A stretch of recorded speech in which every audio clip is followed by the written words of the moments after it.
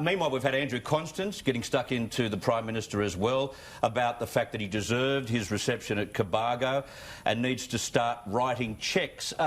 I think this time we can probably understand the emotion in the mind of Andrew Constance, because he just lost, you know, his neighbours, 6 of his neighbours lost everything, so I could imagine that was tough. But I just thought he was out of line saying, start writing your cheques and start turning up and giving people money to rebuild houses. Hello?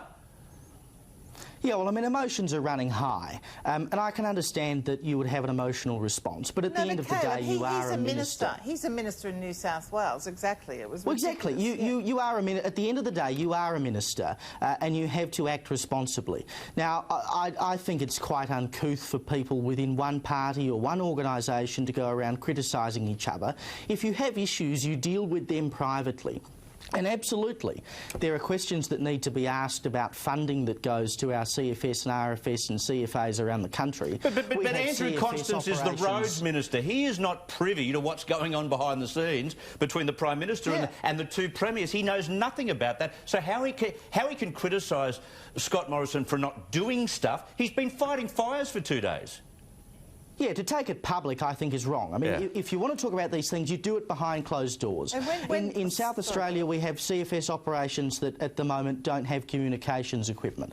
But you don't talk about that stuff publicly. If you want to deal with your own people and say, look, I have beef with you, you give them a phone call.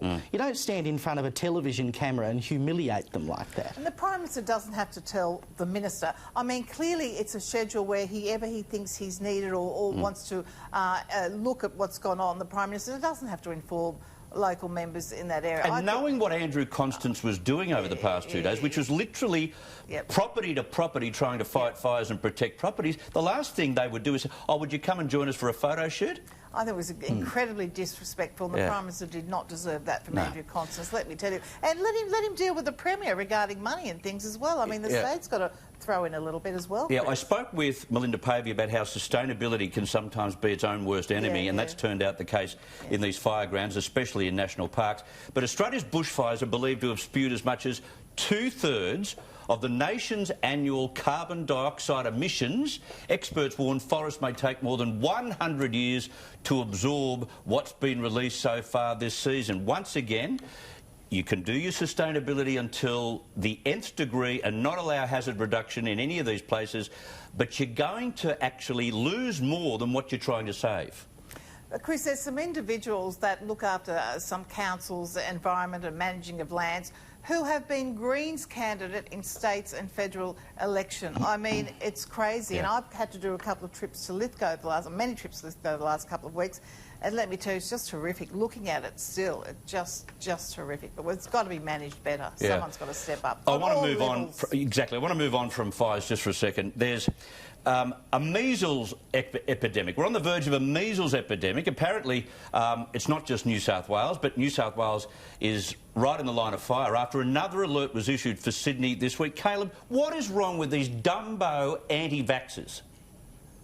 Oh, seriously, they must be absolutely brain dead. I think it is tantamount to child abuse to not have children immunised against things like measles and many other diseases for that matter. I mean, for heaven's sake, we had the ability in the Western world to inoculate ourselves against diseases that have literally destroyed countries. There are still parts of the world where people suffer with these diseases, and we do not know what that's like because we have modern medicine and we have immunised ourselves against diseases. And then you get these people who come out and for some hokey reason think they know better, and if they eat vegan and they eat kale and whatever, that their kids are going to be fine. I mean, for heaven's sake, no jab, no play is absolutely the way to go. But maybe we need to punish them more, Caleb. Maybe they need to cop more of it. Oh, I think everything we can possibly do in the interest of public health should be done, because at the end of the day, these are defenceless children. It's up to their parents, obviously, to help them out. But I think at some point you've got to step in and say, no, if you are deliberately putting your child at a disadvantage, we must do something about it. Yeah, I think we need to get tougher.